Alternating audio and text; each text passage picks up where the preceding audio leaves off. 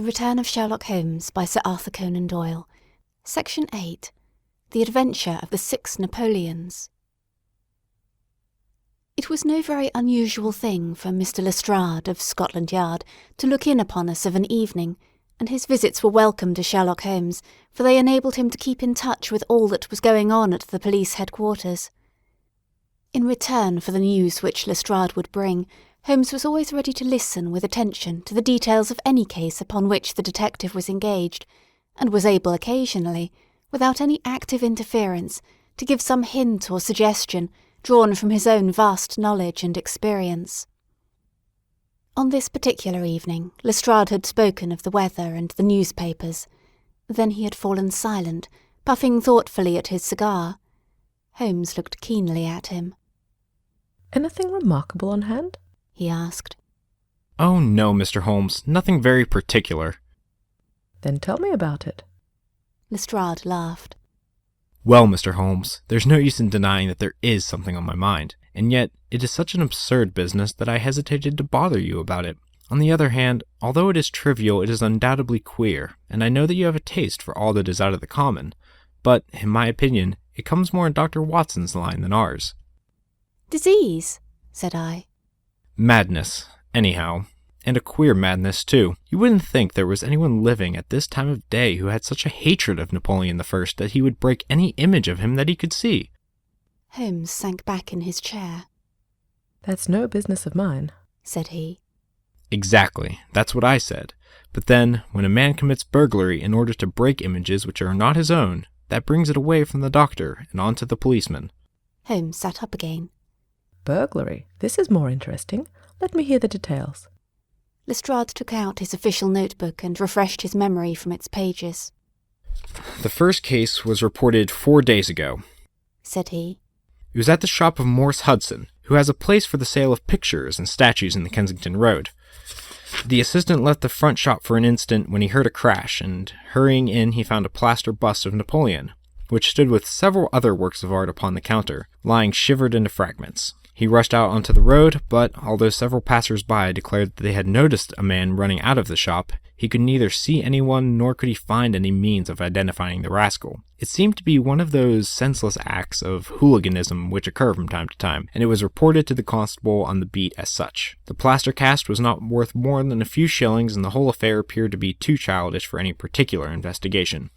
The second case, however, was more serious and also more singular. It occurred only last night. In Kensington Road, and within a few hundred yards of Morse Hudson's shop, there lives a well-known medical practitioner named Dr. Barnicot, who has one of the largest practices upon the south side of the Thames. His residence and principal consulting room is at Kensington Road, but he has a branch surgery and dispensary at Lower Brixton Road, 2 miles away. This Dr. Barnicot is an enthusiastic admirer of Napoleon, and his house is full of books, pictures, and relics of the French emperor. Some little time ago, he purchased from Morse Hudson 2 duplicate plaster casts of the famous head of Napoleon by the French sculptor Devine. One of these he placed in his hall in the house at Kensington Road, and the other on the mantelpiece of the surgery at Lower Brixton. Well, when Dr. Barnicot came down this morning, he was astonished to find that his house had been burgled during the night, but that nothing had been taken save the plaster head from the hall. It had been carried out and had been dashed savagely against the garden wall, under which its splintered fragments were discovered." Holmes rubbed his hands. "This is certainly very novel," said he. "I thought it would please you, but I have not got to the end yet. Dr. Barnicot was due at his surgery at 12 o'clock, and you can imagine his amazement when, on arriving there, he found that the window had been opened in the night, and that the broken pieces of his second bust were strewn all over the room. It had been smashed to atoms where it stood. In neither case were there any signs which could give us a clue as to the criminal or lunatic who had done the mischief. Now, Mr. Holmes, you have got the facts." "They are singular, not to say grotesque," said Holmes. "May I ask whether the 2 busts smashed in Dr. Barnicot's rooms were the exact duplicates of the one which was destroyed in Morse Hudson's shop?" "They were taken from the same mold." "Such a fact must tell against the theory that the man who breaks them is influenced by any general hatred of Napoleon. Considering how many hundreds of statues of the great emperor must exist in London, it is too much to suppose such a coincidence as that a promiscuous iconoclast should chance to begin upon 3 specimens of the same bust." "Well, I thought as you do," said Lestrade. On the other hand, this Morse Hudson is the purveyor of busts in that part of London, and these 3 were the only ones which had been in his shop for years. So, although as you say there are many hundreds of statues in London, it's very probable that these 3 were the only ones in that district. Therefore, a local fanatic would begin with them. What do you think, Dr. Watson? There are no limits to the possibilities of monomania, I answered. There is the condition which the modern French psychologists have called the idée fixe, which may be trifling in character and accompanied by complete sanity in every other way. A man who had read deeply about Napoleon, or who had possibly received some hereditary family injury through the Great War, might conceivably form such an idée fixe, and under its influence be capable of any fantastic outrage.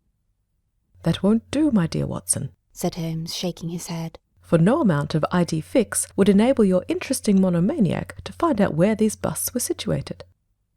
"Well, how do you explain it?" "I don't attempt to do so. I would only observe that there is a certain method in the gentleman's eccentric proceedings. For example, in Dr. Barnicot's hall, where a sound might arouse the family, the bust was taken outside before being broken, whereas in the surgery, where there was less danger of an alarm, it was smashed where it stood. The affair seems absurdly trifling, and yet I dare call nothing trivial when I reflect that some of my most classic cases have had the least promising commencement. You will remember, Watson, how the dreadful business of the Abernethy family was first brought to my notice by the depth which the parsley had sunk into the butter upon a hot day. I can't afford, therefore, to smile at your 3 broken busts, Lestrade, and I shall be very much obliged to you if you will let me hear of any fresh development of so singular a chain of events." The development for which my friend had asked came in a quicker and an infinitely more tragic form than he could have imagined. I was still dressing in my bedroom next morning, when there was a tap at the door, and Holmes entered, a telegram in his hand. He read it aloud. "Come instantly. 131 Pitt Street, Kensington. Lestrade." "What is it, then?" I asked. "Don't know. Maybe anything. But I suspect it is the sequel of the story of the statues. In that case, our friend the image breaker has begun operations in another quarter of London. There's coffee on the table, Watson, and I have a cab at the door." In half an hour we had reached Pitt Street, a quiet little backwater just beside one of the briskest currents of London life. Number 131 was one of a row, all flat-chested, respectable and most unromantic dwellings. As we drove up, we found the railings in front of the house lined by a curious crowd. Holmes whistled. "By George, it's attempted murder at the least. Nothing less will hold the London message boy. There's a deed of violence indicated in that fellow's round shoulders and outstretched neck. What's this, Watson? The top steps swilled down and the other ones dry? Footsteps enough, anyhow. Well, well, there's Lestrade at the front window, and we shall soon know all about it." The official received us with a very grave face, and showed us into a sitting-room, where an exceedingly unkempt and agitated elderly man, clad in a flannel dressing-gown, was pacing up and down. He was introduced to us as the owner of the house, Mr. Horace Harker, of the Central Press Syndicate. "It's the Napoleon bust business again," said Lestrade. "You seemed interested last night, Mr. Holmes, so I thought perhaps you would be glad to be present now that the affair has taken a very much graver turn." "What has it turned to, then?" "To murder. Mr. Harker, will you tell these gentlemen exactly what has occurred?" The man in the dressing-gown turned upon us with a most melancholy face. "It's an extraordinary thing," said he, "that all my life I have been collecting other people's news, and now that a real piece of news has come my own way, I am so confused and bothered that I can't put 2 words together.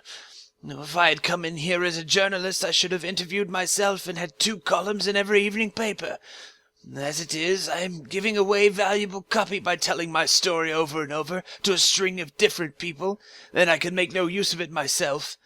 However, I've heard your name, Mr. Sherlock Holmes, and if you'll only explain this queer business, I shall be paid for my trouble in telling you the story."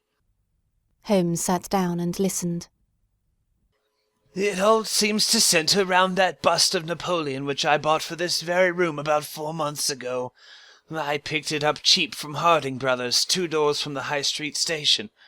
A great deal of my journalistic work is done at night, and I often write until the early morning. So it was today. I was sitting in my den, which is at the back of the top of the house, about 3 o'clock, when I was convinced that I heard some sounds downstairs. I listened, but they were not repeated, and I concluded that they came from outside. Well, then suddenly, about 5 minutes later, there came the most horrible yell, the most dreadful sound, Mr. Holmes, that ever I heard. It will ring in my ears as long as I live. I sat frozen with horror for a minute or two. Then I seized the poker and went downstairs. When I entered this room, I found the window wide open, and I at once observed that the bust was gone from the mantelpiece. Why any burglar should take such a thing passes my understanding, for it was only a plaster cast and of no real value whatever. You can see for yourself that anyone going out through that open window could reach the front doorstep by taking a long stride. This was clearly what the burglar had done, so I went round and opened the door. Stepping out into the dark, I nearly fell over a dead man who was lying there.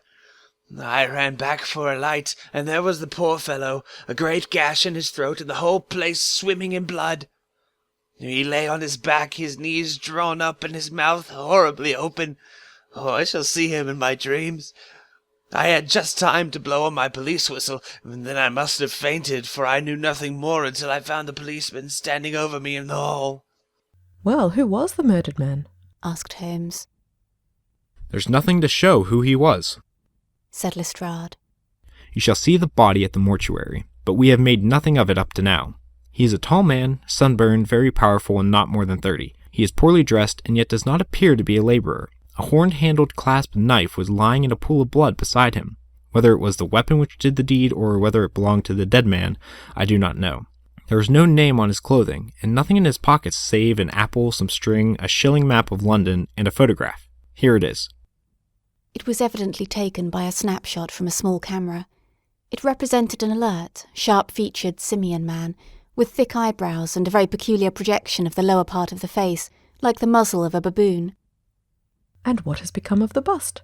asked Holmes, after a careful study of this picture. We had news of it just before you came. It had been found in the front garden of an empty house in Camden House Road. It was broken into fragments. I'm going round now to see it. Will you come? Certainly. I must just take one look around. He examined the carpet and the window. The fellow had either very long legs or was a most active man, said he. With an area beneath, it was no mean feat to reach that window ledge and open the window. Getting back was comparatively simple. Are you coming with us to see the remains of your bust, Mr. Harker? The disconsolate journalist had seated himself at a writing table. I must try and make something of it, said he. I have no doubt that the first editions of the evening papers are out already with full details. That's like my luck. You remember when the Stand fell at Doncaster? Well, I was the only journalist in the Stand, and my journal the only one that had no account of it, for I was too shaken to write it. And now it'll be too late with a murder done on my own doorstep. As we left the room, we heard his pen travelling shrilly over the foolscap. The spot where the fragments of the bust had been found was only a few hundred yards away. For the first time our eyes rested upon this presentment of the great emperor, which seemed to raise such frantic and destructive hatred in the mind of the unknown. It lay scattered, in splintered shards, upon the grass. Holmes picked up several of them and examined them carefully. I was convinced, from his intent face and his purposeful manner, that at last he was upon a clue. Well? asked Lestrade. Holmes shrugged his shoulders. We have a long way to go yet, said he. And yet, well, we have some suggestive facts to act upon. The possession of this trifling bust was worth more in the eyes of this strange criminal than a human life. That is one point. Then there is the singular fact that he did not break it in the house, or immediately outside the house, if to break it was his sole object. He was rattled and bustled by meeting this other fellow. He hardly knew what he was doing. Well, that's likely enough, but I wish to call your attention very particularly to the position of this house, in the garden of which the bust was destroyed. Lestrade looked about him. It was an empty house, and so he knew that he would not be disturbed in the garden. Yes, but there is another empty house further up the street which he must have passed before he came to this one. Why did he not break it there, since it is evident that every yard that he carried it increased the risk of someone meeting him? I give it up, said Lestrade. Holmes pointed to the street lamp above our heads. He could see what he was doing here, and he could not there. That was his reason. By Jove, that's true, said the detective. Now that I come to think of it, Dr. Barnicott's bust was broken not far from his red lamp. Well, Mr. Holmes, what are we to do with that fact? To remember it, to docket it. We may come on something later which will bear upon it. What steps do you propose to take now, Lestrade? The most practical way of getting at it, in my opinion, is to identify the dead man. There should be no difficulty in that. When we have found who he is and who his associates are, we should have made a good start in learning what he was doing in Pitt Street last night, and who it was who met him and killed him at the doorstep of Mr. Horace Harker. Don't you think so? No doubt, and yet it is not quite the way in which I should approach the case. What would you do then? Oh, you must not let me influence you in any way. I suggest that you go on your line and I on mine. We can compare notes afterwards, and each will supplement the other. Very good, said Lestrade. If you are going back to Pitt Street, you might see Mr. Horace Harker. Tell him for me that I have quite made up my mind, and that it is certain that a dangerous homicidal lunatic with Napoleonic delusions was in his house last night. It will be useful for his article. Lestrade stared.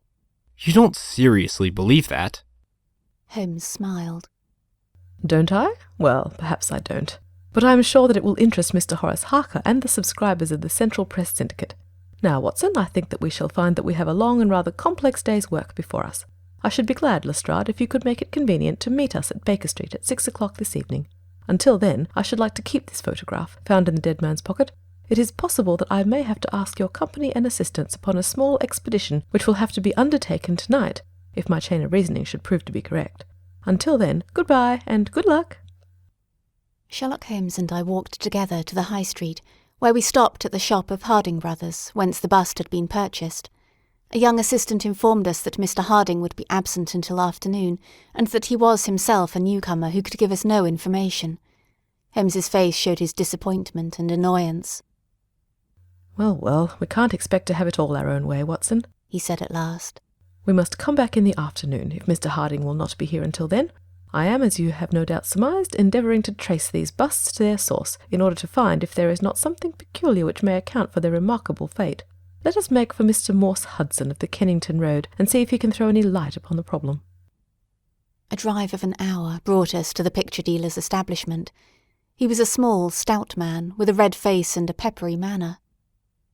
"Yes, sir. On my very counter, sir," said he. "What we pay rates and taxes for, I don't know, when any ruffian can come in and break one's goods. Yes, sir, it was I who sold Dr. Barnicot his 2 statues. Disgraceful, sir. A nihilist plot, that's what I make it. No one but an anarchist would go about breaking statues. Red Republicans, that's what I call 'em. Who did I get the statues from? I don't see what that has to do with it. Well, if you really want to know, I got them from Galder and Company in Church Street, Stepney. They are a well-known house in the trade, and have been these 20 years. How many had I? 3, 2, and 1. A 3-2 of Dr. Barnicot's, and one smashed in broad daylight on my own counter. Do you know that photograph? No, I don't. Yes, I do, though. Why, it's Beppo. He was a kind of Italian piece workman who made himself useful in the shop. He could carve a bit, and gild and frame, and do odd jobs. The fellow left me last week, and I've heard nothing of him since. No, I don't know where he came from, nor where he went to. I had nothing against him while he was here. He was gone 2 days before the bust was smashed." Well, that's all we could reasonably expect from Morse Hudson, said Holmes as we emerged from the shop. We have this Beppo as a common factor, both in Kennington and in Kensington, so that is worth a 10-mile drive. Now, Watson, let us make for Gilder and Company of Stepney, the source and origin of the busts. I shall be surprised if we don't get some help down there. In rapid succession we passed through the fringe of fashionable London, hotel London, theatrical London, literary London, commercial London, and finally maritime London, till we came to a riverside city of 100,000 souls, where the tenement houses swelter and reek with the outcasts of Europe. Here, in a broad thoroughfare, once the abode of wealthy city merchants, we found the sculpture works for which we searched. Outside was a considerable yard full of monumental masonry. Inside was a large room in which 50 workers were carving or moulding.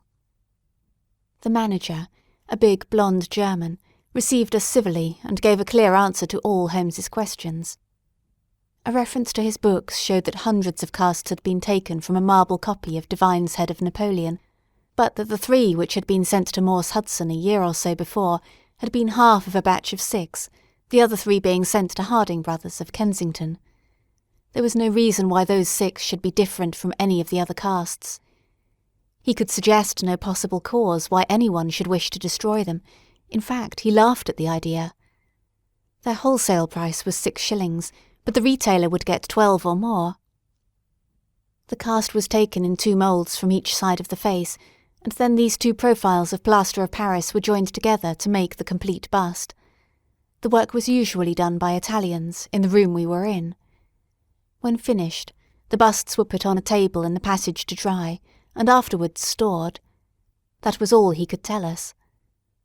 But the production of the photograph had a remarkable effect upon the manager. His face flushed with anger, and his brows knotted over his blue Teutonic eyes. "Ah, the rascal," he cried. "Yes, indeed, I know him very well. This has always been a respectable establishment, and the only time we have ever had the police in, it was over this very fellow. It was more than a year ago now. He knifed another Italian in the street, and then he came to the works with the police on his heels, and he was taken here. Beppo was his name. His second name I never knew. Served me right for engaging the man with such a face. But he was a good workman, one of the best." "What did he get?" "The man lived, and he got off with a year. I have no doubt he is out now, but he has not dared show his nose here.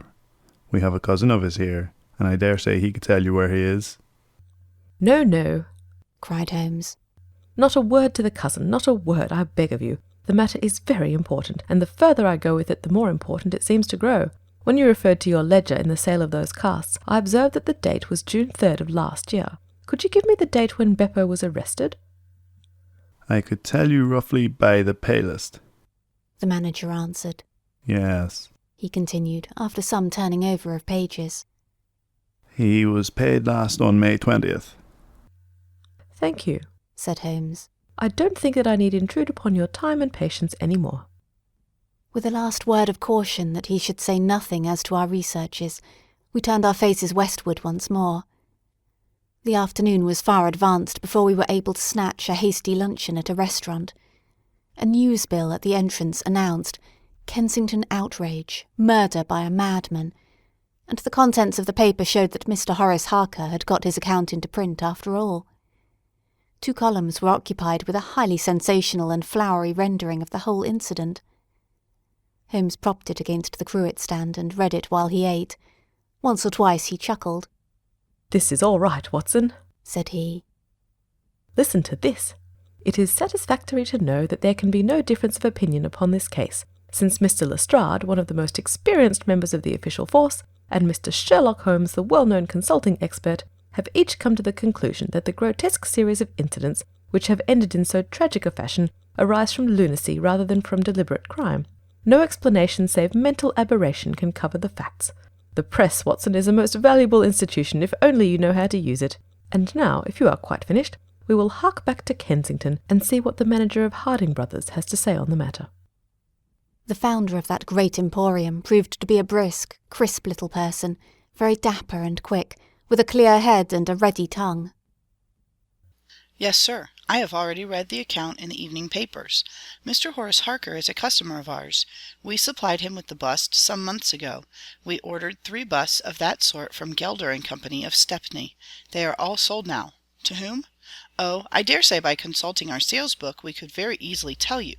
Yes, we have the entries here. 1 to Mr. Harker, you see, and 1 to Mr. Josiah Brown of Laburnum Lodge, Laburnum Vale, Chiswick, and 1 to Mr. Sandiford of Lower Grove Road, Reading. No, I've never seen this face which you show me in the photograph. You would hardly forget it, would you, sir? For I've seldom seen an uglier. Have we any Italians on the staff? Yes, sir, we have several among our work people and cleaners. I dare say they might get a peep at that sales book if they wanted to. There is no particular reason for keeping a watch upon that book. Well, well, it's a very strange business, and I hope that you will let me know if anything comes of your inquiries." Holmes had taken several notes during Mr. Harding's evidence, and I could see that he was thoroughly satisfied by the turn which affairs were taking. He made no remark, however, save that, unless we hurried, we should be late for our appointment with Lestrade. Sure enough, when we reached Baker Street, the detective was already there, and we found him pacing up and down in a fever of impatience. His look of importance showed that his day's work had not been in vain. "Well?" he asked. "What luck, Mr. Holmes?" We have had a very busy day, and not entirely a wasted one. My friend explained. We have seen both the retailers and also the wholesale manufacturers. I can trace each of the busts now from the beginning. "The bus!" cried Lestrade. Well, you have your own methods, Mr. Sherlock Holmes, and it's not for me to say a word against them. But I think I have done a better day's work than you. I have identified the dead man. You don't say so. And found a cause for the crime. Splendid! We have an inspector who makes a specialty of Saffron Hill and the Italian Quarter. Well, this dead man had some Catholic emblem around his neck, and that, along with his color, made me think he was from the south. Inspector Hill knew him the moment he caught sight of him. His name is Pietro Venucci, from Naples. He is one of the greatest cutthroats in London. He is connected with the Mafia, which, as you know, is a secret political society enforcing its decrees by murder. Now you see how the affair begins to clear up. The other fellow is probably an Italian also, and a member of the Mafia. He has broken the rules in some fashion. Pietro is set upon his track. Probably the photograph we found in his pocket is the man himself, so that he may not knife the wrong person. He dogs the fellow, he sees him enter a house, he waits outside for him, and in the scuffle he receives his own death wound. How was that, Mr. Sherlock Holmes? Holmes clapped his hands approvingly. Excellent, Lestrade, excellent, he cried. But I didn't quite follow your explanation of the destruction of the busts. The busts! You can never get those busts out of your head. After all, that is nothing. Petty larceny, 6 months at the most. It is the murder that we are really investigating, and I tell you I'm gathering all the threads into my hands. And the next stage? It is a very simple one. I shall go down to the hill, to the Italian Quarter, find the man whose photograph we have got, and arrest him on the charge of murder. Will you come with us? I think not. I fancy we can attain our end in a simpler way. I can't say for certain, because it all depends upon a factor which is completely outside our control, but I have great hopes. In fact, the betting is exactly 2-1, that if you will come with us tonight, I shall be able to help you lay him by the heels. In the Italian Quarter? No, I fancy Chiswick is an address which is more likely to find him. If you will come with me to Chiswick tonight, Lestrade, I'll promise to go to the Italian Quarter with you tomorrow, and no harm will be done by the delay. And now I think that a few hours' sleep would do us all good, and I do not propose to leave before 11 o'clock, and it is unlikely that we shall be back before morning. You'll dine with us, Lestrade, and then you are welcome to the sofa until it is time for us to start. In the meantime, Watson, I should be glad if you would ring for an express messenger, for I have a letter to send, and it is important that it should go at once. Holmes spent the evening in rummaging among the files of the old daily papers with which one of our lumber rooms was packed. When at last he descended, it was with triumph in his eyes, but he said nothing to either of us as to the result of his researches. For my own part, I had followed step by step the methods by which he had traced the various windings of this complex case, and though I could not yet perceive the goal which we would reach, I understood clearly that Holmes expected this grotesque criminal to make an attempt upon the 2 remaining busts, one of which, I remembered, was at Chiswick. No doubt the object of our journey was to catch him in the very act, and I could not but admire the cunning with which my friend had inserted a wrong clue in the evening paper, so as to give the fellow the idea that he could continue his scheme with impunity.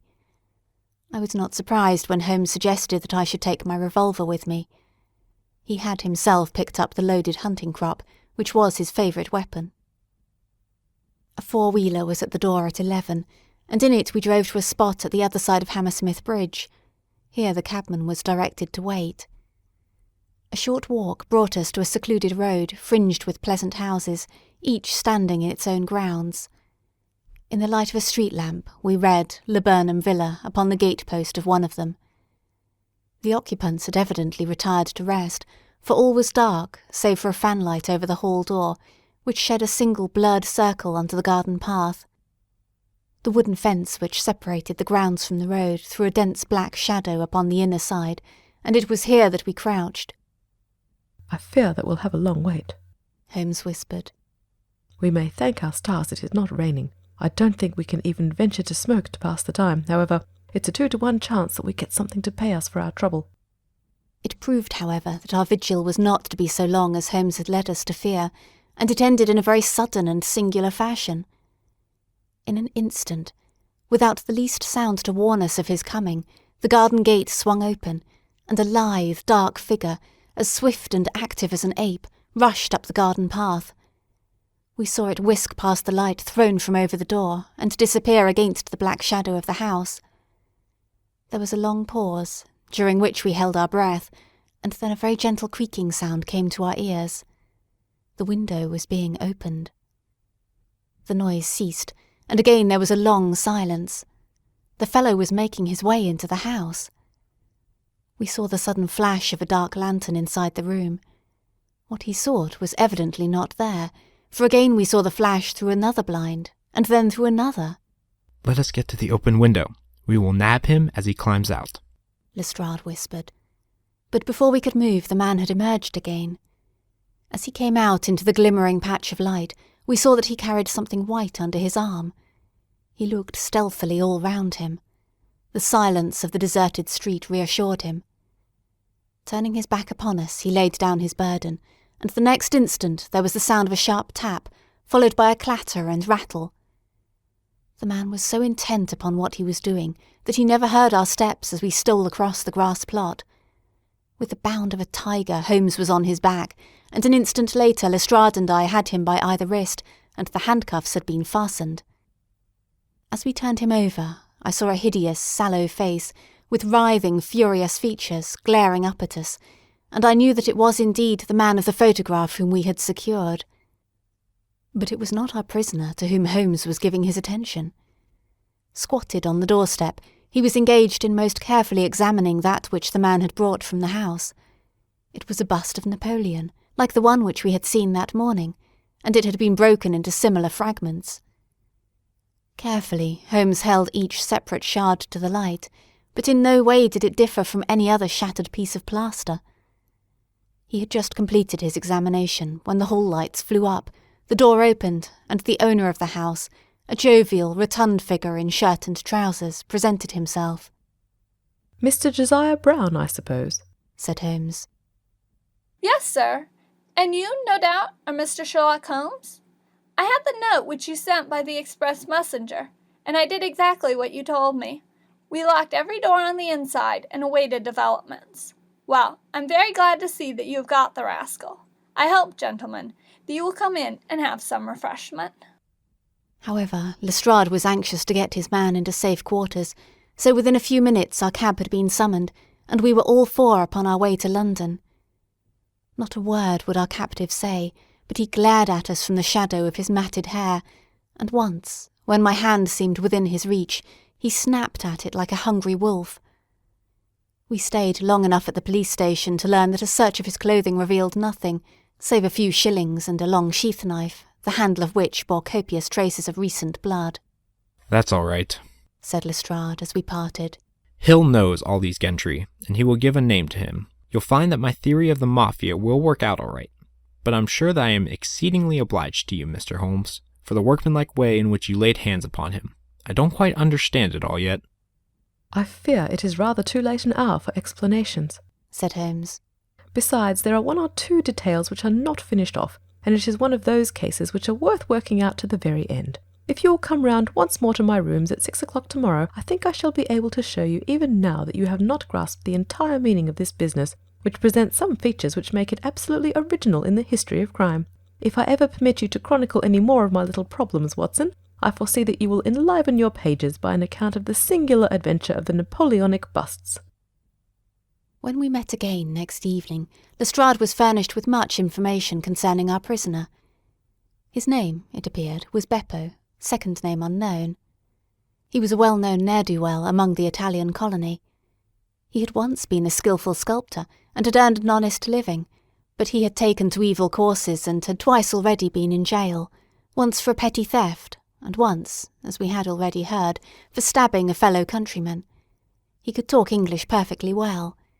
His reasons for destroying the busts were still unknown, and he refused to answer any questions upon the subject, but the police had discovered that these same busts might very well have been made by his own hands, since he was engaged in this class of work at the establishment of Gelder and Company.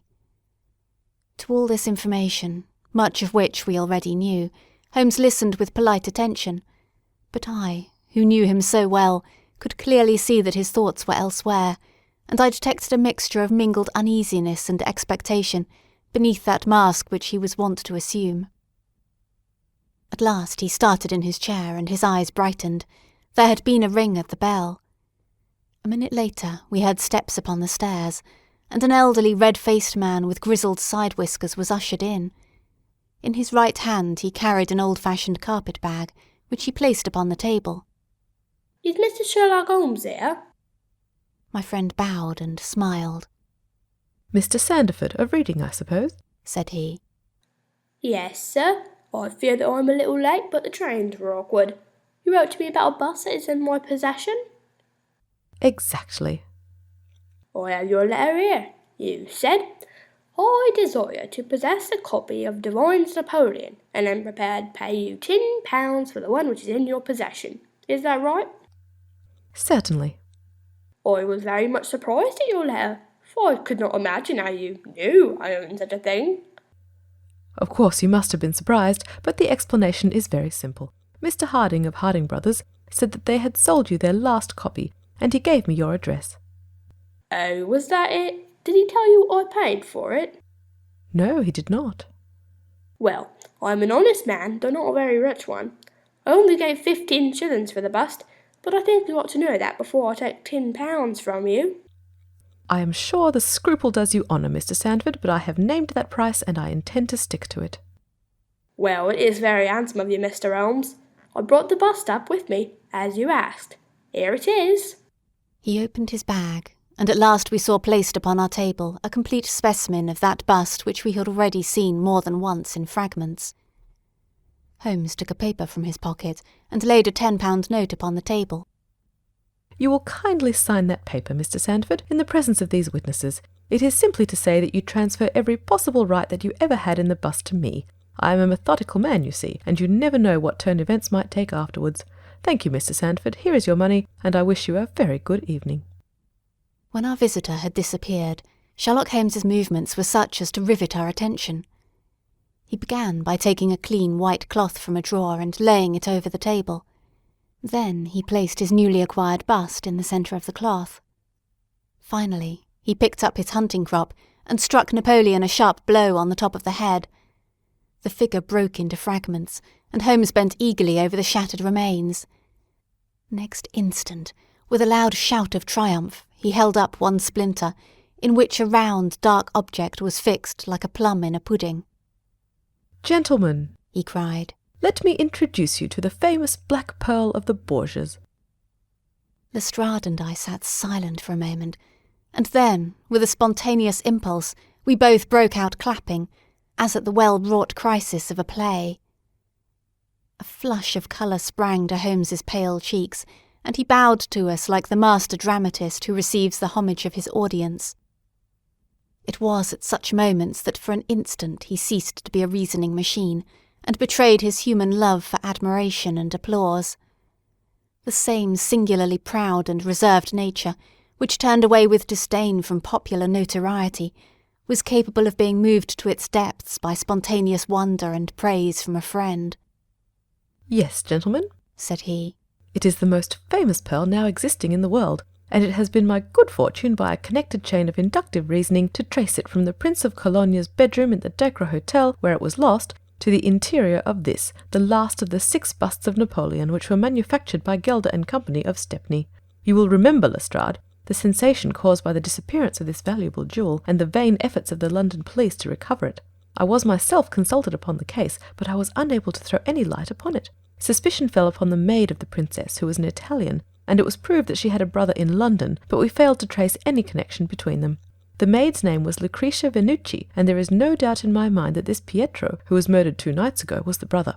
I have been looking up the dates in the old files of the paper, and I find that the disappearance of the pearl was exactly 2 days before the arrest of Beppo for some crime of violence, an event which took place in the factory of Gelder and Company at the very moment when these busts were being made. Now you clearly see the sequence of events, though you see them, of course, in the inverse order to the way in which they presented themselves to me. Beppo had the pearl in his possession. He may have stolen it from Pietro, he may have been Pietro's confederate, he may have been the go-between of Pietro and his sister. It is of no consequence to us which is the correct solution. The main fact is that he had the pearl, and at that moment when it was on his person, he was pursued by the police. He made for the factory in which he worked, and he knew that he had only a few minutes in which to conceal this enormously valuable prize, which would otherwise be found on him when he was searched. 6 plaster casts of Napoleon were drying in the passage. One of them was still soft.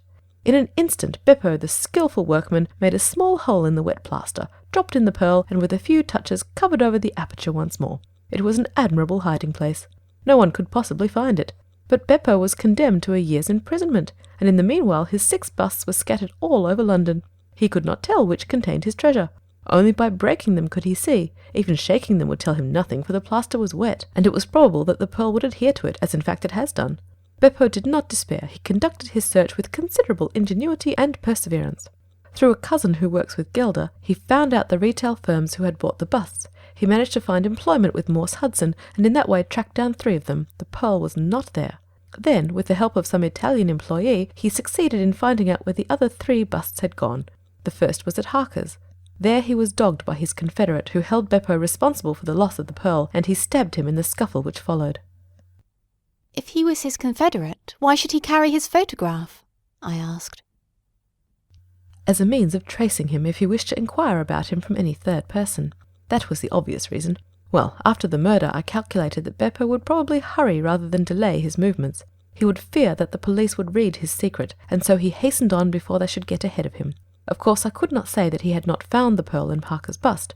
I had not even concluded for certain that it was the pearl, but it was evident to me that he was looking for something, since he carried the bust past the other houses in order to break it in the garden which had a lamp overlooking it. Since Harker's bust was 1 in 3, the chances were exactly as I told you, 2 to 1 against the pearl being inside it. There remained 2 busts, and it was obvious that he would go for the London one first. I warned the inmates of the house, so as to avoid a second tragedy, and we went down with the happiest results. By that time, of course, I knew for certain that it was the Borgia pearl that we were after. The name of the murdered man linked the one event with the other. There only remained a single bust, the reading one, and the pearl must be there. I bought it in your presence from the owner, and there it lies. We sat in silence for a moment. Well, said Lestrade. I've seen you handle a good many cases, Mr. Holmes, but I don't know that I ever knew a more workmanlike one than that. We're not jealous of you at Scotland Yard. No, sir, we are very proud of you. And if you come down tomorrow, there's not a man from the oldest inspector to the youngest constable who wouldn't be glad to shake you by the hand. Thank you, said Holmes. Thank you. And as he turned away, it seemed to me that he was more nearly moved by the softer human emotions than I had ever seen him. A moment later, he was the cold and practical thinker once more. Put the pearl in the safe, Watson, said he, and get out the papers of the Conk-Singleton forgery case. Goodbye, Lestrade. If any little problem comes your way, I shall be happy if I can to give you a hint or two as to its solution. End of section 8.